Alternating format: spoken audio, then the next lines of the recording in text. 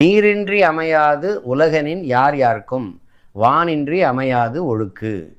ஆகவே நமது செயல்பாடு நீர் வளமையே முன்னோக்கி கொண்டு தொடங்குகிறது. சரி, இப்போ வயிறு என்ற சொல் ஏன் செயல் திட்டத்தில் உள்ளது என்று பார்ப்போமா?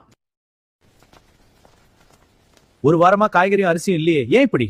எனக்கும் தெரியலம்மா. சந்தையிலே பொருள் வரவே இல்ல, உற்பத்தி இல்ல. எவ்வளவு நாள் தான் இந்த செயற்கை உணவு சாப்பிட்டு வாழ்வது? வயிறு என்பதின் பொருள் பசி. மிகவும் கடுமையான வயிற்று பசி வந்தால் நமது அனைத்து பண்புகள், மானம், குடிப்பிறப்பு, தானம், தவம், கல்வி, அறிவு, ஒழுக்கம் எல்லாம் போயிடும். அவன் ஒரு மனிதனாகவே இருக்க மாட்டான். இதே தான் ஔவையார் தமிழ் இலக்கியத்தில் பாடியுள்ளார். பசி வந்தால் பத்தும் பறந்து போகும் என்று. அதனால தான் பசி என்ற சொல் நமது தேசத்தில் இல்லாமல் ஒழிக்க வேண்டும். நமது சின்னம் விவசாயி. ஓட்டு பாருங்க ஓட்ட, அப்புறம் பாருங்க நாட்டை.